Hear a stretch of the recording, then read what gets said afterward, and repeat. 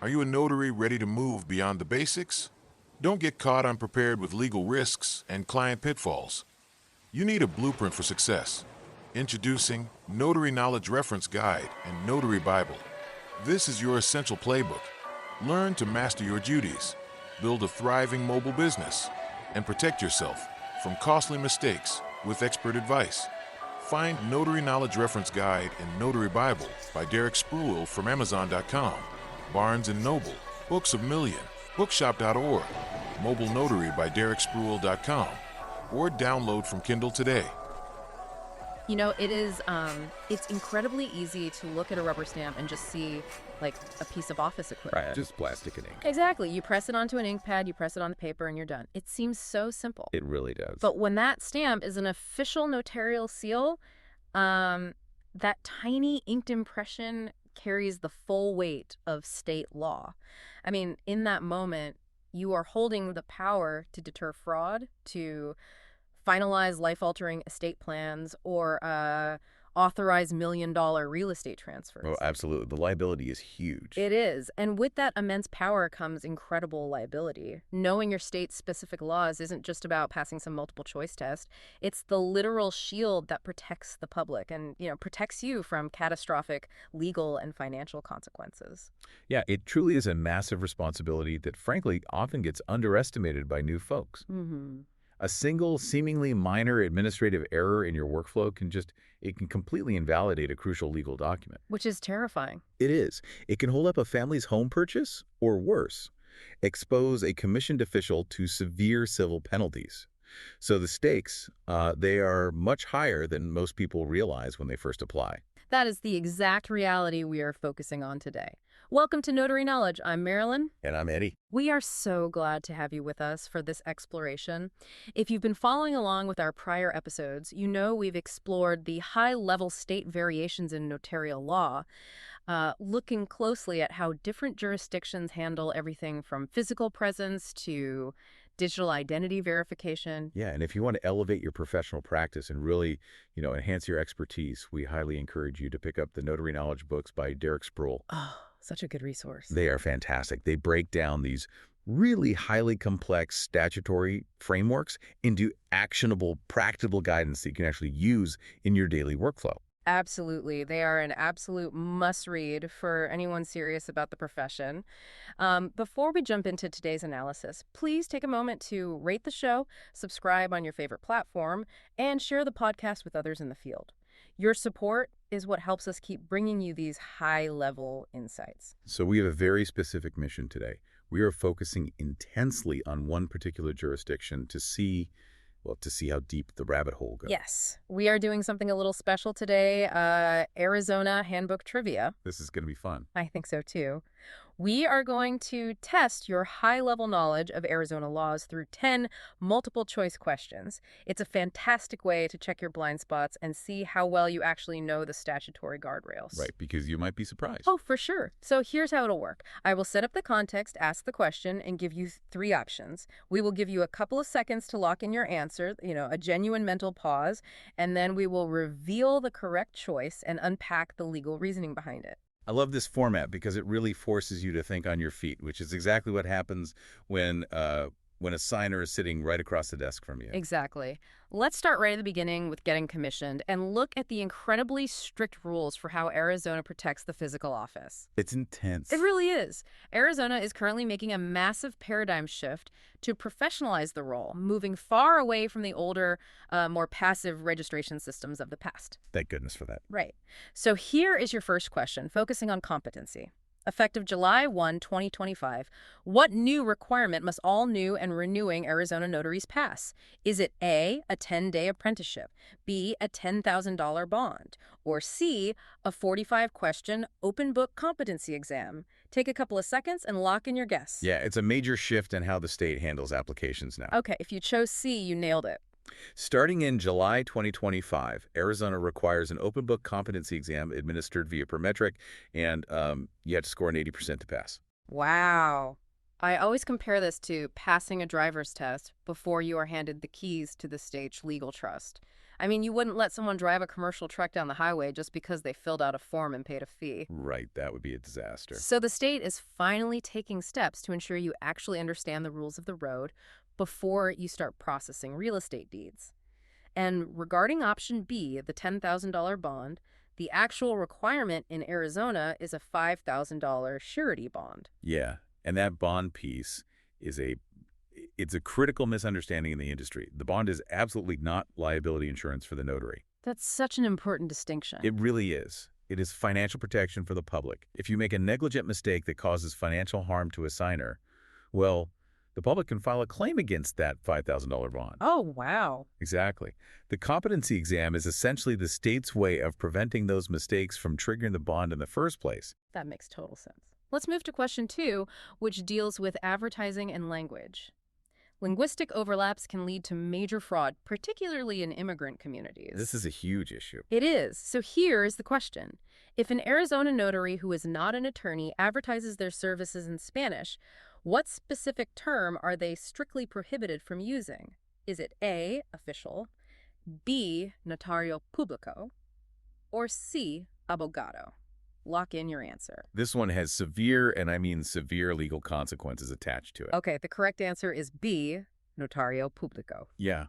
This issue plagues a lot of states, but Arizona takes it incredibly seriously.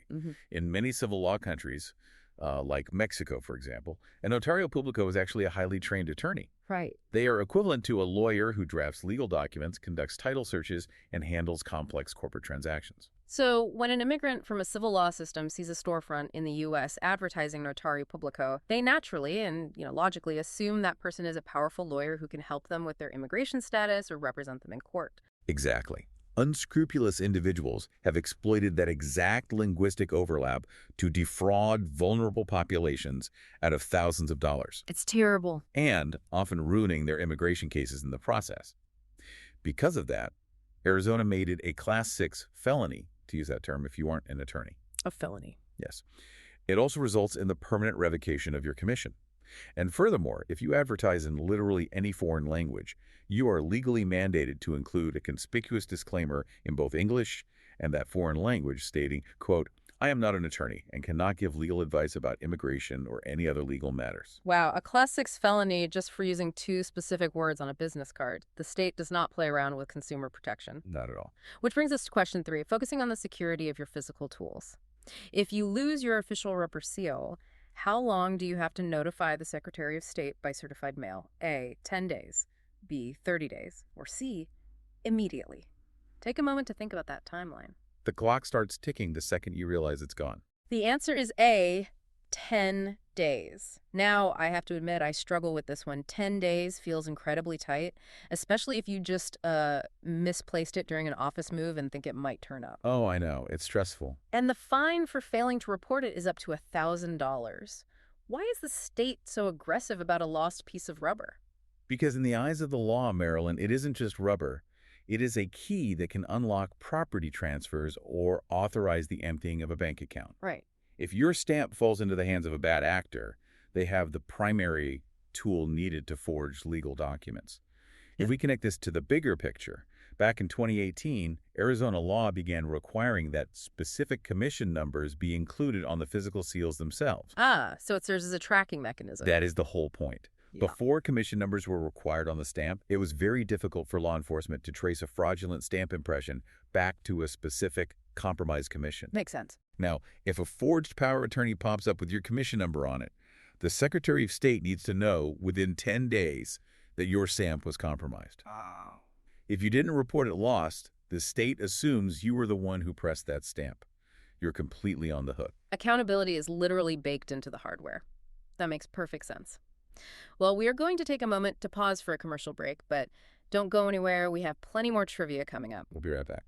All right, welcome back. So we've talked about how heavily the state guards the physical rubber stamp, but how does that intense security translate to your daily workflow when you actually press that stamp to paper? Let's jump into question 4 on journaling. Let's do it. Arizona requires a mandatory paper-bound journal, but it offers a very unique efficiency shortcut for busy professionals. If a client returns for a second notarization within a specific time frame, you don't need to capture their ID or their signature again. What is that time frame? A, 30 days, B, 6 months, or C, 1 year? What do you think? I mean, I would naturally assume you need an ID every single time to prevent fraud. Yeah, but the state found an interesting compromise here. The correct answer is B, 6 months. What really stands out here is how Arizona attempts to balance extreme security with commercial efficiency. If you work in a corporate office, a bank, or, say, a law firm, you might notarize documents for the exact same executive multiple times a week. Right. It would be exhausting to demand your boss's driver's license every single Tuesday. Exactly. It would bring business to a complete crawl. So as long as you rigorously verify their satisfactory evidence of identity the very first time, Arizona allows a 6-month window. Yeah. During those 6 months, you don't have to re-examine the ID, and you don't even have to force them to sign your physical journal again for subsequent acts. But wait, just to clarify, does that mean I just skip the journal entry entirely for that executive? Well, no, definitely not. You must still make a contemporaneous journal entry, meaning you write in the journal at the exact time the new notarial act occurs. Okay, good to know. You still have to record today's date, the new document description, and the fee charge. You just get to skip the physical ID inspection and the signature capture line, which drastically speeds up those repeat transactions. That is a massive time saver. All right, question 5 deals with resignation. What happens to the public record when you leave the profession entirely? When resigning a commission, what must a notary do with their journal? A, destroy it. B, keep it locked up for 10 years. Or C, deliver it to the Secretary of State within 3 months. Take a guess. This one challenges how people view their own record books. The answer is C, you must deliver it to the Secretary of State within 3 months. And we should add a clarifying point here. This specific delivery rule applies to journals that contain entries dated less than 5 years ago. The underlying mechanism here is the public record doctrine. Meaning the journal doesn't actually belong to me, the individual who bought it. It belonged to the state of Arizona. Wow. You are merely a temporary custodian of those records. If a judge needs to subpoena a journal entry to prove a real estate transaction from 2 years ago was legitimate, the court shouldn't have to hire a private investigator to track you down at your new job or your retirement home. That would be ridiculous. Right. The state requires centralized access to those recent records to keep the legal system functioning smoothly. That is a critical mindset shift. You are managing state data. Let's move to question 6, which is about fees. Let's talk about compensation in a strict fee cap environment. What is the maximum statutory fee an Arizona notary can charge for a standard act, like an acknowledgement, a jurat, or even a remote online notarization? Is it A, $2, B, $10, or C, $15? Lock in your answer. The numbers haven't really moved much over the years. True. The answer is B, $10. $10 per notary signature, and you have to post a fee schedule in a highly specific state-mandated format in your workspace. But there is a huge democratic caveat here. There is strictly no charge allowed for notarizing absentee or early ballot affidavits. Yeah, and that is a vital statutory carve-out for protecting the integrity and accessibility of the voting process. Absolutely. No citizen should face a financial barrier, even a $10 one, simply to cast their ballot. Now, I know anyone running a mobile business is asking, $10, how do mobile notaries afford gas and survive? Right, it doesn't sound like a lot. It's because travel fees are entirely separate from the notarial fee. But you can't just surprise a client with a massive travel bill when you show up. No, the principle of advance agreement is absolute in the handbook. The signer must agree to the specific travel fee before you ever get in your car. Makes sense. Many professional mobile notaries use the IRS standard mileage rate as a defensible baseline, which for 2025 is 70 cents per mile, often combined with an agreed-upon base trip fee to cover their drive time. Transparency is everything. All right, we're going to take one more moment to pause for a quick commercial. We'll be right back with the digital side of things. Stick around. And we are back. So we've covered the daily physical grind, the ink, the paper journals. Let's pivot and explore the electronic frontier. Moving into the digital space, the electronic paper trail is incredibly heavy, and the geography gets very weird. Here is question 7 on remote online notarization, or RON. RON completely changes the boundaries of physical presence. During a RON session, where must the notary be physically located? A, anywhere in the U.S. B, within the same county as the signer, or C, physically within the borders of Arizona. Where do you have to sit? Well, the internet is everywhere, but the law isn't. So true. The answer is C. The notary must be physically within the borders of Arizona. This concept of jurisdiction is so fascinating. Yeah. The audiovisual technology is borderless, but your legal authority as a commissioned official is not. Right. The signer can be sitting in a cafe in Paris or a hotel in Tokyo, provided there is a legitimate U.S. connection to the document, like a U.S. court filing or a property transfer in the States. But you are anchored to the state that granted your authority. Wow. If you cross the state line into neighboring Nevada with your laptop and try to log in, you instantly lose the authority to perform an Arizona remote notarization. That geographic tether is wild to think about. You are projecting state authority through a webcam across the globe, but your feet must be planted on Arizona soil. Let's look at the data trail that projection leaves behind. Question 8 is on our on records. How long must an Arizona notary retain the audiovisual recording of a remote notarization? A, 3 years, B, 5 years, or C, 10 years? Take a second to lock that in. Think about server costs on this one. The answer is B, 5 years. 5 years for both the electronic journal entry and the audiovisual recording itself. This is a massive data compliance requirement. I can't even imagine. Audiovisual files are gigantic compared to text. You aren't just storing a spreadsheet, you are storing encrypted, tamper-evident, high-definition video of the entire identity proofing and signing ceremony. Which explains why you have to rely on state-approved third-party vendors. You aren't just saving these massive files to a personal flash drive in a desk drawer. They have to be secure, redundantly backed up, and protected from unauthorized access. Exactly. The technology provider handles the heavy lifting of the server architecture, but the legal liability for ensuring those records are kept safe and accessible for 5 full years ultimately rests on your shoulders. You have to vet your vendors carefully. Let's step back from high-tech server architecture to a classic everyday problem that every notary faces. Question 9, missing certificates. A signer hands you a document that requires notarization, but there is no notarial certificate attached anywhere. No acknowledgement wording, no jurat wording, nothing. What must the notary do? A, attach a jurat just to be safe. B, refuse the notarization outright. Or C, make the signer choose the act. What is the legal move here? This is where a lot of well-meaning professionals get into trouble. The answer is C. You must make the signer choose the act. Now, I have to challenge this logic.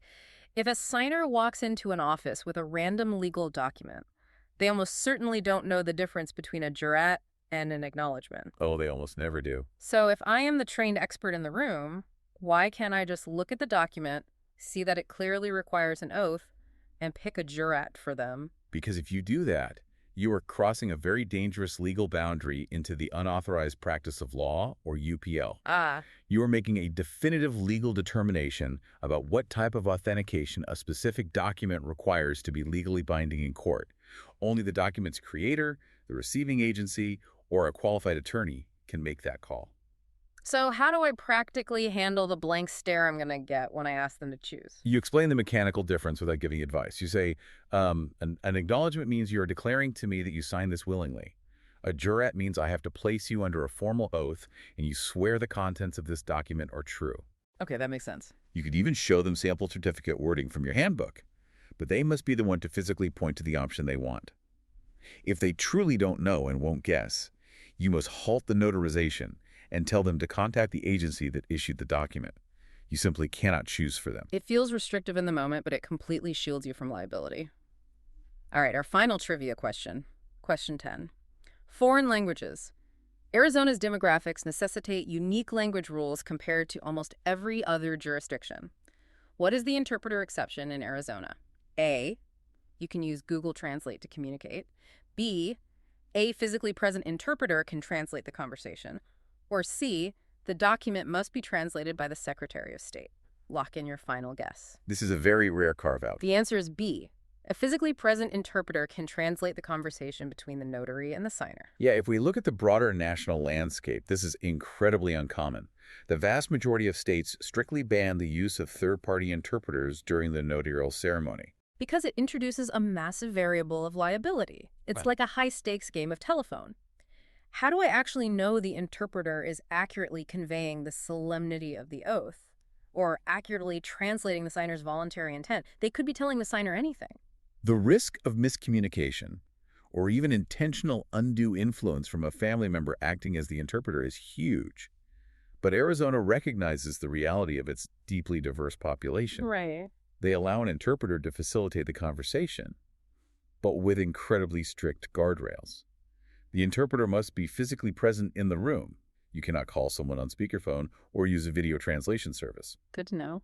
Furthermore, Arizona law strictly requires that the signer must ultimately sign the document in a language the notary actually understands, and the notarial certificate itself must be completed in a language the notary reads, writes, and understands. So you can use the interpreter to explain the mechanics of the appointment, but you cannot sign off on a notarial certificate written in a language you don't comprehend, just hoping the interpreter read the wording correctly to you. That's exactly. The conversational communication can be interpreted, but the official legal record, the certificate, and the signature interaction must remain entirely within your scope of comprehension. It is a brilliant, delicate balance of providing public accessibility while maintaining the security of the public record. Which brings us to the end of our trivia session. That was intense, but digging into the why behind the rules is incredibly revealing. It really highlights how nuanced these state statutes are. You cannot rely on assumptions or general common sense. You have to know the specific mechanical rules of your own jurisdiction. So let's leave you with a broader concept to ponder as you go about your day. We just discussed how technology is making remote online notarization completely borderless, allowing an Arizona notary to verify the identity of a signer sitting in a cafe in Paris. Yet at the exact same time, we are governed by highly specific idiosyncratic state laws. Things like Arizona's 6-month repeat signer rule or its unique physical interpreter exception don't exist everywhere. They really don't. As the world becomes more digitally connected and signers expect universal service, will these highly individualized state laws eventually have to harmonize into a single, unified national standard? Or will the clash between borderless technology and strict state boundaries just create entirely new cross-border legal frictions? It is the defining question for the future of the entire profession. How do we maintain local authority in a global digital environment? We really want to hear your thoughts on this and any questions you might have about your own state's quirks. Email your questions to derek@dereksproul.com. We will try to answer as soon as possible at the end of our shows. Executive producer Derek Sproul, lead writer Marylyn Lee Trotter, graphics Eddie Montes Travis, music Thomas Bynum, produced by Magnificent Works Business Solutions. Don't just be listeners of the knowledge, be doers of the knowledge. This is notary knowledge. Until next time. To obtain more notary knowledge, explore the full collection of books by Derek Sproul and find the perfect book for your notary business. Visit any online bookstore, Amazon.com, Barnes & Noble Bookstore, booksofmillion.com, bookshop.org, Mobile Notary by DerekSproul.com, or download from Kindle to obtain your essential notary book to help with all your notarization starting today.